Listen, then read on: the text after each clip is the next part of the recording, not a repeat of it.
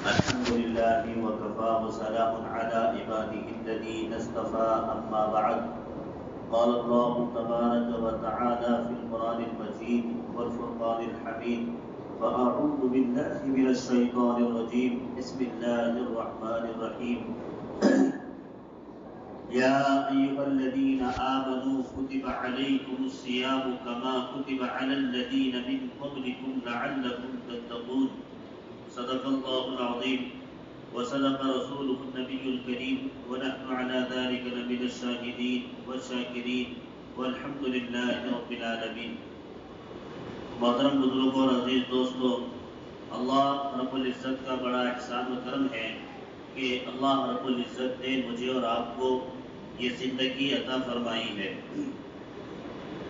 آپ کی اور میری اس وقت جو بھی عمر چل رہی ہے یہ بڑی مختصر سی عمر ہے، اور ہم اپنے اس مختصر سے زندگی کے تجربے میں بہت سارے احباب کو ایسے جانتے ہیں جو ہمارے اپنے گاؤں، محلے، رشتہ دار، برادری سے یا اپنے دوستانے سے تعلق رکھتے کہ اللہ رب العزت نے آج ان کو ہم سے یا تو جدا کر دیا یا پھر وہ جو ہے بیماریوں کی حالت میں، پریشانیوں میں، اور نہ جانے اللہ رب العزت کی طرف سے کیسی کیسی آزمائشوں میں مبتلا ہے. ہمیں اللہ رب العزت کا بڑا احسان ماننا چاہیے اس بات پر کہ اللہ رب العزت نے ہمیں اور آپ کو جو بھی حالت میں رکھا ہے یہ اللہ کا احسان ہے. ہمیں صحت اور عافیت کے ساتھ یہ زندگی عطا فرمائی ہے. اللہ کے نبی صلی اللہ علیہ وسلم نے ارشاد فرمایا، صحتان عظیم نعمتان عظیمتان الصحت والفراغ، کہ انسان کے پاس دو نعمتیں بڑی عظیم نعمتیں ہیں. اللہ رب العزت نے جہاں پر انسان کو بہت ساری نعمتیں عطا کی ہیں تو ان نعمتوں میں دو نعمتوں کا اللہ کے نبی صلی اللہ علیہ وسلم نے ذکر کیا کہ یہ دو نعمتیں بڑی عظیم نعمتیں ہیں. نمبر ایک صحت، کہ انسان کو تھوڑا سا بھی اگر دکھ آ جائے، سر میں اگر تکلیف ہو جائے، پورا دن انسان جو ہے بے چین رہتا ہے. پیٹ میں اگر تکلیف ہو جائے، سارا دن انسان جو ہے پریشان ہو جاتا ہے. یہاں تک کہ ہمارے ناخون کے اندر اگر تکلیف ہو جائے تو ہمارا پورا دل و دماغ اس کی طرف متوجہ ہو جاتا ہے، انسان پریشانی سے جوجھتا ہے. بہرحال صحت اور عافیت کسی بھی قسم کی ہو یہ اللہ کی طرف سے بڑی نعمت ہے. اور اسی طریقے سے انسان کے پاس وقت کا ہو جانا. عزیز دوستو، آج ہم اپنی زندگی کے اوپر تجربہ کر کے دیکھیں کہ انسان خالی بیٹھا ہوا ہے پھر بھی اس کو وقت نہیں ہے، اس کو ذہنی طور پر اس کو اطمینان نہیں ہے. اگر اسے کوئی دینی کام کہا جائے، اسے جو ہے نماز کی دعوت دے دی جائے، اسے قرآن کریم کی تلاوت کا حکم کر دیا جائے کہ آپ تھوڑا سا خالی بیٹھے قرآن کریم کی تلاوت کر لیجئے، فوراً اس کا دل اور دماغ جو ہے دوسرے کاموں کی طرف متوجہ ہو جاتا ہے اور اس کے دل میں یہ وسوسہ آ جاتا ہے کہ میرے پاس وقت نہیں ہے، یہ کام کے علاوہ مجھے اور کوئی دوسرا کام کرنا ہے. تو عزیز دوستو، یہ دو نعمتیں اللہ کے نبی صلی اللہ علیہ وسلم نے ہمیں بتلائی ہے. ہمیں شکر ادا کرنا چاہیے کہ آج کی اس عمر میں اللہ نے ہمیں صحت بھی عطا کی ہے اور وقت بھی عطا کیا ہے. میں نے بات دوسری طرف چل پڑی. یہ مہینہ جو ہے اللہ نے ہمیں عطا کیا ہے، ہماری زندگی کے اندر آیا ہے، یہ بابرکت مہینہ ہے. رمضان المبارک کا بابرکت مہینہ ہے. عربی کے اندر رمضان کے معنی آتا ہے کہ کسی چیز کو بھٹی میں ڈال کر اس کو تبش دے کر کے صحیح اور درست کرنا. یہ عربی میں رمضان کا معنی آتا ہے. بہرحال یہ رمضان المبارک کا مہینہ سال میں اللہ رب العزت نے ہم انسانوں کو، مسلمانوں کو، اہل ایمان کو جو عطا کیا ہے، یہ اسی لیے بھی اس اعتبار سے عطا کیا ہے کہ سال کے 11 دیگر مہینوں میں انسان دنیاوی چیزوں کے اندر مصروف رہتا ہے، کاروبار کے اعتبار سے، کھیتی باڑی کے اعتبار سے، تجارت کے اعتبار سے، اپنی مشغولیات کے اعتبار سے وہ دنیاوی کاموں کے اندر مشغول رہتا ہے. تو لہذا یہ رمضان المبارک کا مہینہ اپنے نفس کو تباہ کر کے، اپنے نفس کو اللہ کی ریاضت میں، اللہ کی عبادت میں اور اللہ کی طاعت و بندگی کے اندر اس طریقے سے لگا کر کے اپنے آپ کو تیار کرنا ہے کہ سال بھر ہمارے دل میں، ہمارے دماغ میں، ہمارے ذہنوں میں، ہماری سوچ میں، ہمارے خیالات میں جو دنیاوی اثرات آ گئے ہیں، کاروبار کے، کھیتی باڑی کے، اور نہ جانے کسی بھی طریقے سے ہمارا نفس جو ہے جو دنیاوی مشغولات کے اندر لگ کر کے ایک زنگ آلود ہو گیا ہے، تو یہ رمضان المبارک کے مہینے میں طاعت و بندگی کر کے اللہ رب العزت کو راضی کر کے اپنے نفسوں کے اوپر ہم کو اتنی محنت کرنا ہے کہ سال بھر کے لیے ہمارا نفس جو ہے دوبارہ عبادتوں کے لیے تیار ہو جائے۔ یہ رمضان المبارک کا مہینہ اسی لیے عطا کیا گیا ہے۔ عزیز دوستو، جہاں رمضان المبارک کا مہینہ آتا ہے، ہم حدیث شریف سنتے ہیں، اللہ کے نبی صلی اللہ علیہ وسلم نے ارشاد فرمایا ہے کہ رمضان المبارک کا بابرکت مہینہ ہے، یہ نعمتوں والا مہینہ ہے، یہ برکتوں والا مہینہ ہے۔ تو نعمتوں سے ہمارے دماغ میں خیال آتا ہے کہ نعمتوں سے مراد یہ ہے کہ رمضان المبارک کے اندر اچھے اچھے پکوان بنائے جائیں۔ اللہ ماشاءاللہ جن لوگوں کو توفیق ہو گئی، روزہ رکھا ہے جنہوں نے، تو افطار کے اندر جو ہے اپنی اہلیہ محترمہ کو دعوت دی، بتا دیا جائے کہ آج شام میں افطار میں یہ بنانا ہے۔ کیوں؟ کیونکہ یہ مہینہ جو ہے تو نعمتوں والا مہینہ ہے، ہم نے اس کو کھانے پینے کی نعمتیں سمجھ لیا ہے۔ اور دوسری نعمت ہم یہ سمجھتے ہیں کہ رمضان المبارک کا مہینہ ختم ہوگا، بہتر سے بہتر ہم کو کپڑے سلانا ہے عید کے موقع کے اوپر، یہ ہم نے نعمت سمجھا ہے۔ عزیز دوستو، یہ نعمتیں تو مقدر سے ملتی ہے، اسے رزق کہا جاتا ہے۔ قرآن کریم کے اندر اللہ رب العزت نے ارشاد فرمایا ہے، وَمَا مِن دَابَّةٍ فِي الْأَرْضِ إِلَّا عَلَى اللَّهِ رِزْقُهَا، کہ روئے زمین پر جتنی بھی چیزیں حرکت کرتی ہے، رینگتی ہے، حرکت کرنا اور رینگنا، جتنی چیزیں ہیں حرکت کرنے والی، رینگنے والی، چاہے وہ انسان ہو یا اور انسان کے علاوہ دوسرے مخلوقات ہو، ہر مخلوق کی روزی کی، رزق کی ذمہ داری اللہ رب العزت نے اپنے سر لے لی ہے۔ ہمیں رزق کے تعلق سے پریشان ہونے کی ضرورت نہیں ہے۔ رزق یہ اللہ کی طرف سے متعین ہے، جس وقت جہاں اور جتنا ہمارے مقدر میں ہے وہ ہم کو ضرور مل کر رہے گا۔ جب تک کہ ہمارے مقدر کا ایک ایک دانہ ہم نہ چگ لیں اور ایک ایک قطرہ ہم نہ پی لیں، اس وقت تک ہم کو موت نہیں آئے گی۔ اتنی بات تو 100% اٹل بات نہیں ہے۔ بہرحال یہ رزق کی ذمہ داری اللہ نے لی ہے۔ ہاں، یہ بات الگ ہے، ایک ہوتی ہے روزی اور ایک ہوتا ہے رزق۔ رزق کی ذمہ داری اللہ نے لی ہے، روزی کی ذمہ داری نہیں۔ چاہے کسی دن انسان کو روزی ملے یا نہ ملے، اس میں ہو سکتا ہے کہ بھائی ایک انسان ہے اپنی دکانداری پر گیا ہے، کوئی دکان ہے، دکان پر بیٹھا ہے، صبح سے شام تک ایک بھی گراہک نہیں آیا، آج کی اس کو روزی نہیں ملی۔ کوئی مزدور آدمی ہے، صبح سے شام تک اس کو کہیں مزدوری نہیں ملی، آج کی روزی اس کو نہیں ملی۔ روزی ملے گی یا نہیں ملے گی، لیکن رزق ضرور ملے گا۔ رزق کی ذمہ داری اللہ رب العزت نے لے رکھی ہے۔ بہرحال تو یہ جو کھانے پینے کی نعمتیں ہیں یہ اللہ کی طرف سے ہے۔ نعمتوں سے مراد یہ ہے کہ یہ مہینہ نعمتوں والا ہے، ہم طاعت و بندگی کر کے اللہ رب جس طریقے سے، دیکھیے حدیث شریف کے اندر یہ بات بھی آئی ہے کہ رمضان المبارک کے تعلق سے کہ اگر ہم ایک نفل نماز پڑھیں گے تو نفل کا درجہ فرضوں کے برابر کر دیا جائے گا۔ ہم ایک فرض کریں گے تو ایک فرض کا بدلہ جو ہے 70 فرضوں کے برابر کر دیا جائے گا۔ ہم نے ایک روزہ رکھا ہے، ایک روزے کا ثواب جو ہے اس سے 10 گنا کر دیا جائے گا۔ تو عزیز دوستو، یہ نعمتوں والا مہینہ ہے، ہم طاعت و بندگی کریں گے، اللہ رب العزت کو راضی کریں گے، جتنی ہم سے عبادتیں ہو سکتی ہے اللہ ہمارے ثواب کو بڑھا دے گا، ہماری پریشانیوں کو، ہمارے طاعت و بندگی کے ذریعے سے اللہ رب العزت ہماری پریشانیوں کو دور کر دے گا۔ آج ہم میں سے ہم اپنے نفس کے اوپر ہاتھ رکھ کر کے دیکھیں، ہر آدمی کسی نہ کسی پریشانی کے اندر مبتلا ہے۔ کوئی آدمی یہ نہیں کہہ سکتا کہ الحمدللہ میں خوشحال ہے، جو بھی کہہ رہا ہے وہ شکران نعمت کے طور پر کہہ رہا ہے، لیکن دیکھیے جو پوری نعمتیں کسی کو نہیں مل سکتی۔ کیوں؟ اس لیے کہ یہ انسان عبد ہے اور اللہ رب العزت معبود ہے۔ معبود اور عبدیت کے اندر فرق رکھنے کے لیے اللہ رب العزت نے ہر انسان کو کچھ نعمتوں سے سرفراز کیا ہے، کچھ نعمتیں دیا ہے، تو دوسری طرف کچھ نعمتوں سے اس کو محروم کیا ہے، تاکہ اس کو دوسروں کا احساس ہو، دوسروں کا اس کو درد ہو، دوسروں کا غم اس کے دل کے اندر پیدا ہو۔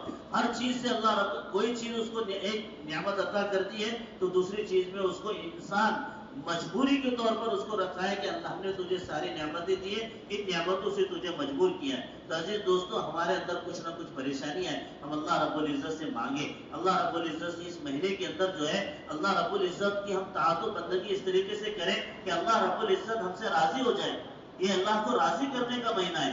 ہم سال بھر جو ہے دنیا داری کے اندر مشغول رہتے، نہ جانے ہم سے کیسے کیسے گناہ ہو جاتے ہیں، جان کر ہم سے گناہ ہوتے ہیں، انجانے میں ہم سے گناہ ہو جاتے ہیں۔ ہم یہ نہیں کہہ سکتے کہ ہم انسان جو ہے تو پورا گناہ سے بالکل پاک ہے، نہیں، ہم کسی نہ کسی صورت میں ہم گناہ کر بیٹھتے ہیں، تو یہ اللہ رب العزت سے توبہ و استغفار کا مہینہ ہے، اور اس کے اوپر آج جمعہ کا دن ہے، جمعہ کا دن ہے، کہ جمعہ کے دن جس طریقے سے رمضان المبارک کے مہینے میں جو ہے ایک رات ہوتی ہے شب قدر کی رات، تو ایسے ہی ہر جمعہ میں ایک وقت ہوتا ہے، ایک گھڑی ہوتی ہے۔ اللہ کے نبی صلی اللہ علیہ وسلم نے ارشاد فرمایا ہے کہ وہ گھڑی دعاؤں کی قبولیت کی گھڑی ہوتی ہے، دعاؤں کی مقبولیت کی گھڑی ہوتی ہے۔ رمضان المبارک کے اندر ایک رات ہوتی ہے شب قدر، اس کو تلاش کرنے کا حکم دیا گیا ہے، اس کو تلاش، تاک راتوں میں اس کو تلاش کرنے کا حکم دیا گیا ہے۔ آج ہم نے جو ہے 27ویں شب کو فکس کر کے بیٹھے کہ بھائی 27ویں شب جو ہے یہ تاک رات ہے، یہ شب تو شب قدر کی رات ہے، نہیں، 27ویں شب تاک رات کی نہیں ہے،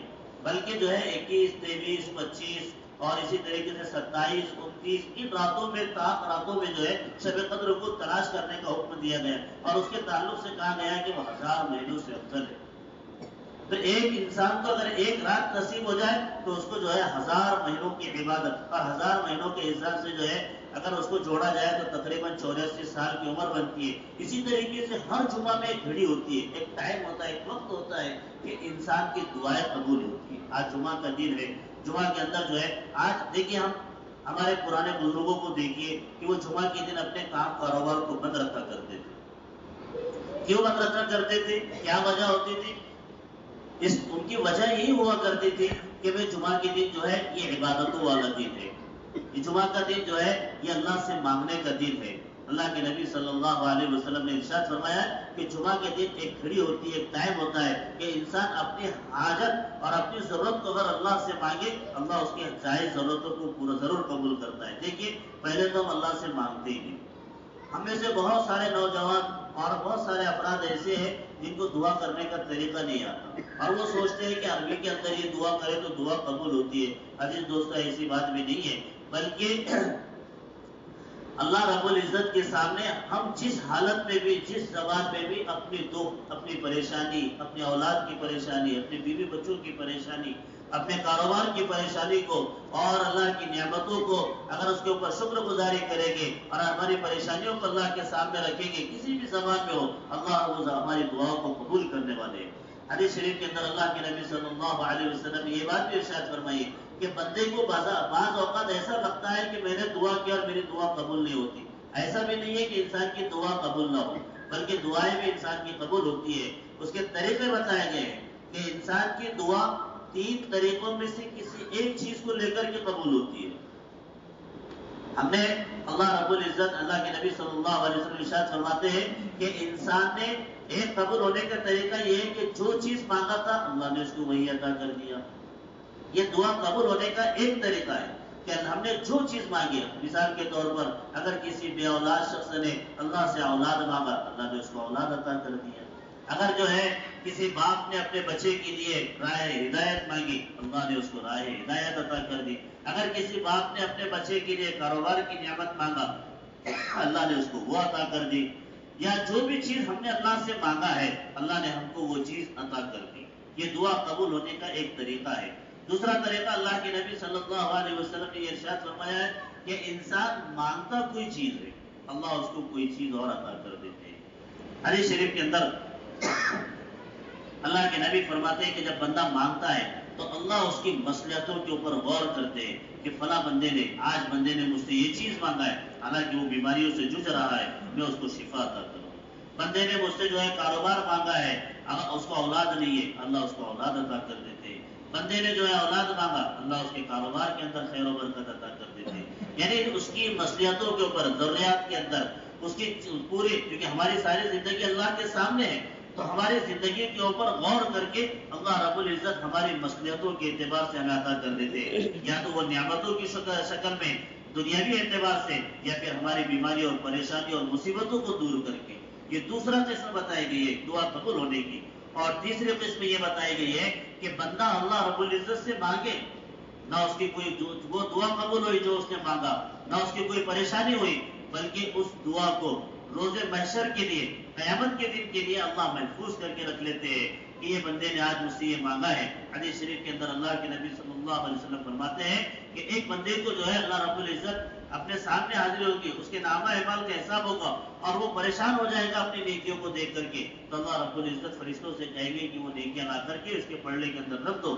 وہ بندہ دیکھے گا کہ نیکیوں کا ڈھیر بہت سارا اس کے نامہ عمل کے اندر رکھا گیا ہے، تو وہ اللہ سے پوچھے گا کہ اللہ یہ کون سے اعمال ہے، یہ تو مجھے پتا نہیں ہے. اللہ اس کو دنیا کی ایک ایک دعا یاد دلائیں گے کہ بندے دیکھ تو نے اس فلاں وقت یہ دعا مانگا تھا، ہم نے تیری ضرورتوں کو اور نہ پورا کیا، نہ تیری پریشانیوں کو دور کیا، بلکہ تیری اس دعا کو آج کے دن کے لیے ہم نے محفوظ کر کے رکھا تھا. اللہ کے نبی فرماتے ہیں کہ اس وقت انسان حسرت اور افسوس کرے گا کہ شاید میری دنیا میں ایک بھی دعا قبول نہ ہوئی ہوتی.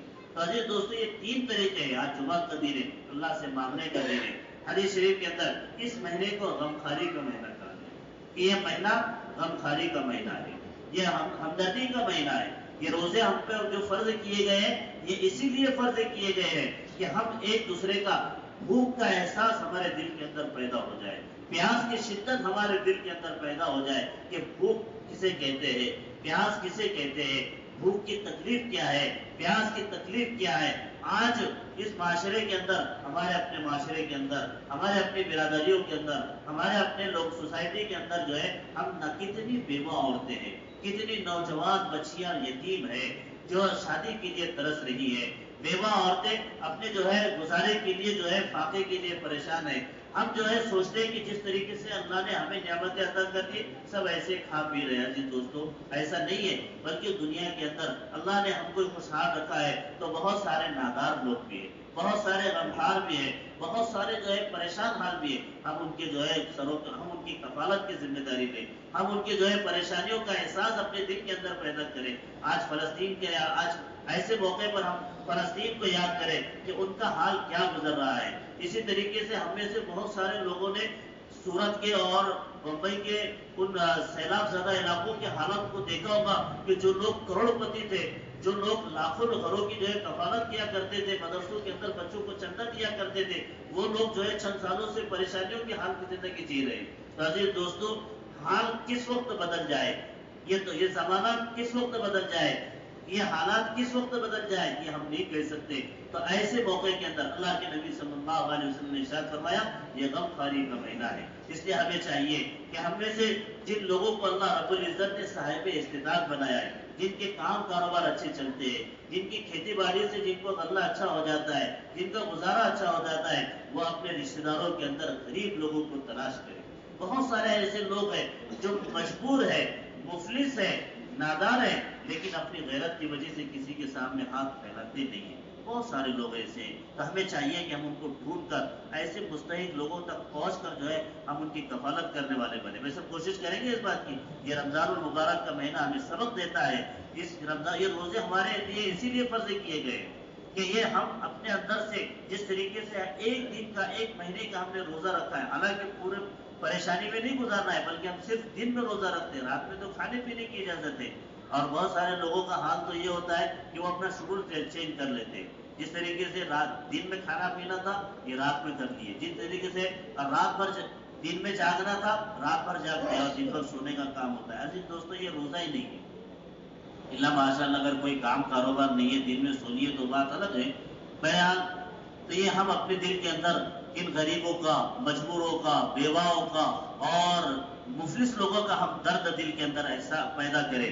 اور اسی طریقے سے یہ مہینہ جو ہے احسان کا معاملہ ہے کہ ہم اپنے جو مالیات ہمارے اوپر اللہ رب العزت نے دی ہے ہم دوسرے کے ساتھ احسان کا معاملہ کیجیے. تو اسی طریقے سے یہ رمضان المبارک کے اندر جو ہے ہم زکوٰۃ ادا کرتے ہیں. یہ زکوٰۃ کوئی ٹیکس نہیں ہے، زکوٰۃ جو ہے یہ ہمارے اوپر کوئی بوجھ نہیں ہے، بلکہ اللہ رب دیکھیے قرآن کریم کے اندر اللہ رب العزت کہتے ہیں ان اللہ اشتری من المؤمنین انفسهم واموالهم بان لهم الجنہ، کہ اللہ رب العزت نے عالم ارواح میں ہم سے ایک سودا کیا تھا. عالم ارواح میں جہاں پر اللہ رب العزت نے سیدنا آدم علیہ السلام سے لے کر صبح قیامت تک کے پیدا ہونے والے سارے انسانوں کی روحوں کو پیدا کر کے وہاں پر ہم سے ایک سودا کیا تھا کہ بھائی دیکھیے آپ کو دنیا میں جانا ہے، تو دنیا میں جانے کے بعد آپ کو زندگی لگے گی، اور دنیا گزارنے کے لیے زندگی لگے گی، اور زندگی گزارنے کے لیے مال و دولت کی ضرورت پڑے گی.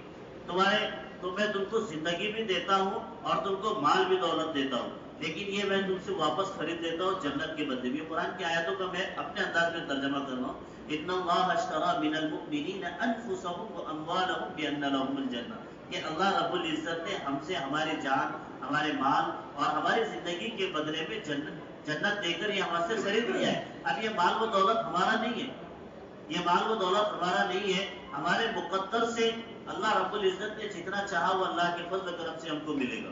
وہ جتنا چاہا اتنا ہی ملے گا، ہمارے چاہت کے مطابق نہیں ملے گا. اب جن کو اللہ رب العزت نے صاحب نصاب بنایا ہے ان کو حکم دیا ہے کہ وہ جو ہے غریبوں کے اوپر جو ہے اپنے اس کی مقدار متعین کی ہے، ایک مقدار متعین کی گئی ہے. جیسے شریعت کے اندر جو ہے اس کی دو مثال بتائی گئی ہے. صاحب نصاب ہونے کے لیے دو مسئلے بتائے گئے ہیں. ایک مسئلہ تو یہ ہے کہ 52 تولہ چاندی ہو انسان کے پاس، اور دوسرا یہ ہے کہ 7.5 تولہ سونا ہو. اب ان دونوں کو ملا کر کے کل 4 مسئلے بنتے ہیں. جن لوگوں کے اوپر زکوٰۃ فرض ہوتی ہے ان 4 مسئلوں کو اچھی طریقے سے سمجھ لیں. بہت سارے لوگ مسئلہ پوچھتے ہیں کہ بھئی ماشاءاللہ آپ کے پاس بھی مفتی حضرات ہیں، آپ ان سے بھی باتیں پوچھ سکتے ہیں. تو یہ 4 مسئلے شریعت نے 2 نصاب بتائے اور دونوں کو ملا کر کے 4 مسئلے بنتے ہیں. دونوں سے نکال کر کے ایک مسئلہ تو یہ بنتا ہے کہ انسان کے پاس 52 تولہ چاندی ہو. کتنا ہو؟ 52 تولہ چاندی ہو. اس میں رتی برابر بھی سونا نہیں چلے گا، صرف چاندی ہو. اب یہ چاندی اگر 52 تولہ ہے تو ہمارے اوپر زکوٰۃ، اور اس کے اوپر سال گزر گیا تو ہمارے اوپر زکوٰۃ فرض ہو جائے گی. اسی طریقے سے دوسرا نصاب شریعت میں بتایا گیا ہے کہ 7.5 تولہ سونا مرد کے پاس ہو یا عورت کے پاس ہو. اب اس میں رتی برابر بھی چاندی نہیں ہونا چاہیے، ذرہ برابر بھی اس کے اندر چاندی نہیں ہونا چاہیے. اگر ہے اور اس کے اوپر سال گزر گیا تو ہمارے اوپر زکوٰۃ واجب ہو جائے گی. یہ 2 نصاب ہے. اب ہوتا ہمارے پاس یہ ہے، ہمارے گھر کی مستورات کے پاس، کہ کچھ سونا ہوتا ہے اور کچھ چاندی ہوتا ہے. نہ 52 تولہ چاندی ہے، نہ 7.5 تولہ سونا ہے. تو اب اس کے اوپر زکوٰۃ کیسے فرض ہوگی؟ تو دونوں کو رقم کی شکل میں کنورٹ کیا جائے گا کہ سونے کی رقم کیا ہے، چاندی کی رقم کیا ہے. چاہے ہمارے پاس تھوڑی ہی چاندی ہو اور سونا ہو، اور دونوں کو ملا کر کے یہ دیکھا جائے گا کہ اگر اس دونوں کی رقم سے 52 تولہ چاندی ہوتی ہے یا نہیں. اگر چاندی کے نصاب کو پہنچ گیا تو اس کو مالدار سمجھا جائے گا اور اس کے اوپر زکوٰۃ فرض ہو جائے گی. تیسرا مسئلہ سمجھ میں آ گیا آپ کو؟ اسی طریقے سے چوتھا مسئلہ جو ہے، ابھی ہماری انڈین کرنسی ہے. جو آدمی جس ملک میں رہتا ہے وہاں کی کرنسی ہے. اصل مال و دولت سونے اور چاندی کو بتایا گیا ہے، لیکن ہر ملک کی کرنسی، ہر ملک کا روپیہ پیسہ اس کا بدل ہوتا ہے. سونے اور چاندی کا بدل مانا جاتا ہے اس کو. اب اگر کسی مرد یا عورت کے پاس اتنی رقم ہے کہ وہ ایک مشت میں جو ہے 52 تولہ چاندی خرید سکتا ہے، اور یہ رقم جب سے ہے کہ اس کے اوپر 1 سال گزر گیا، مثال کے طور پر پچھلے سال سے ہمارے پاس 50,000 روپیے ہے کسی آدمی کے پاس. پچھلے سال رمضان میں بھی 50,000 تھے، آج بھی 50,000 ہے، اس سے زیادہ ہے، تو ایسے آدمی کے اوپر جو ہے زکوٰۃ فرض ہو جائے. اب زکوٰۃ کی مقدار 2.5% ہے، 100 میں سے 2.5 روپیہ ہے. اب اس اعتبار سے یہ چاروں مسئلوں کو دیکھ کر کے ہم اپنا نصاب متعین کریں کہ ہمارے اوپر زکوٰۃ فرض ہے یا نہیں. اگر ہے تو زکوٰۃ ہمیں ادا کر دینا چاہیے. عزیز دوستو، حدیث شریف کے اندر اللہ کے نبی صلی اللہ علیہ وسلم نے ارشاد فرمایا ہے زکوٰۃ گن کر دینا چاہیے، اندازے سے نہیں ہے، گن کر. ہو سکتا ہے ایک آدمی کے اوپر فرض ہوئی زکوٰۃ صرف 10,000 روپئے، اب اس نے بانٹ دیا 12,000 15,000 روپئے. اب اس کو اطمینان ہی نہیں ہے، تو جب تک کہ اس کو دلی اطمینان نہیں ہو جاتا جب تک اس کی صحیح زکوٰۃ ادا نہیں ہوگی. اور ایک آدمی کی، اور دوسری بات یہ ہے کہ اگر ایک آدمی کے اوپر 10,000 روپئے زکوٰۃ ادا ہو رہی تھی، اس نے پوری زکوٰۃ ادا کر دیا، لیکن کچھ روپے رہ گئے، تو ان روپے رہنے کی وجہ سے وہ عذاب کا مستحق ہوگا. اس لیے اسے چاہیے کہ، اور اسی طریقے سے ہم سال بھر میں جب گنیں گے تو ہم کو جو ہے ہماری دولت کا، ہماری مالیت کا احساس ہوگا کہ ہم نے سال بھر کے اندر ہماری کمائی کا احساس ہوگا. ایک حکمت اس کے اندر یہ بھی ہے، جب ہم کو ہماری نعمت بڑھتے ہوئے نظر آئے گی ہم اللہ رب العزت کے شکر گزار بنیں گے کہ پچھلے سال اللہ نے مجھے 50,000 کا مالک بنایا تھا، اس سال اللہ نے مجھے 70,000 کا مالک بنایا، پھر اللہ نے جو ہے مجھے 1,00,000 کا مالک بنایا. ہماری نعمتیں بڑھتے جائیں گی، ہم اللہ رب العزت کا شکر ادا کریں گے. اور قرآن کریم کہتا ہے لئن شکرتم لازیدنکم، اگر تم اللہ کی نعمتوں کی شکر گزاری کرو گے اللہ تمہاری نعمت کو بڑھاتا رہے گا. وَلَئِن كَفَرْتُمْ إِنَّ عَذَابِي لَشَدِيدٌ، اور اگر تم نعمتوں کی ناشکری کرو گے تو یاد رکھیے اللہ کا عذاب بڑا سخت ہے. تو عزیز دوستو یہ رمضان المبارک کا مہینہ ہمیں وقت گزارنے کے لیے نہیں ملا. بہت سارے احباب جو ہے رمضان المبارک کے اندر اپنے وقت کو یوں ہی ضائع کر دیتے ہیں. یہ رمضان المبارک کا مہینہ غمخواری کا مہینہ ہے, اپنے آپ کو بنانے کا مہینہ ہے. اس طریقے سے ہم اپنے آپ کے اپنے نفس کے اوپر اتنی محنت کریں کہ ہم سال بھر اللہ کے تابعداری کے اندر آ جائیں, اللہ رب العزت کے حکم کے. دیکھیے رمضان المبارک کا مہینہ آتا ہے, یہ رمضان المبارک کا مہینہ ہمارے ایمان سے جڑا ہوا ہے, اور جیسے رمضان المبارک کا مہینہ آتا ہے ہمارے ایمان کا کنیکشن اس کے ساتھ ملتا ہے, اور ہم جو ہے تو فوراً مسجدوں کے اندر نمازوں کے لیے دوڑ چڑھے آتے ہیں. فجر کے اندر ہماری تعداد بڑھ جاتی ہے, ظہر اثر کے اندر ہماری تعداد بڑھ جاتی ہے, اسی طریقے سے ہر نماز کے اندر ہماری تعداد بڑھ جاتی ہے. اور جیسے ہی رمضان کا چاند نظر آ گیا, عید کا چاند نظر آ گیا, اسی دن سے جو ہے ہماری مسجدیں خالی ہو جاتی ہے. روزانہ ہماری مسجد جو ہے مسجد بھر رہی تھی تراویح کے اندر, جیسے ہی عید کا چاند دیکھے کہ ہم سب باہر نکل جاتے ہیں اور مسجد کے اندر آدھی سب آ جاتی ہے. تو عزیز دوستو یہ رمضان المبارک کا مہینہ ہمیں صرف وقتی طور پر اور ٹیمپروری طور پر نہیں دیا گیا, بلکہ اس مہینے کا مقصد یہ ہے کہ اس مہینے کے اندر انسان اپنے آپ کو اتنا پابند کرے. اور دیکھیے نفس جو ہے ہمارا کسی چیز کی عادتوں کو طلب کرتا ہے, ہمیں عبادتوں کی اس کو عادت لگا دینا ہے. دوسرا کوئی کام, ایک آسان سا کام کرنا ہے بس, کہ بھائی دیکھیے جیسے گٹکا کھانے والا گٹکی کی عادت لگا دیتا ہے, بیڑی پینے والا بیڑی کی عادت, پان کھانے والا جب تک وہ نہ کھائے اس کو جو ہے بے چینی رہتی ہے. ایسے ہمارے نفس کو ہم کو عبادتوں کی عادت لگا دینا ہے. ہمارے نفس کو عبادتوں کی عادت لگے پھر ہمیں کبھی جو ہے بولنے کی ضرورت نہیں پڑے گی. جیسے مؤذن اذان دے گا ہمارے قدم خود بخود مسجد کی طرف چلنے والے بن جائیں گے. بس ہم کوشش کریں گے اس بات کی, اللہ رب العزت سے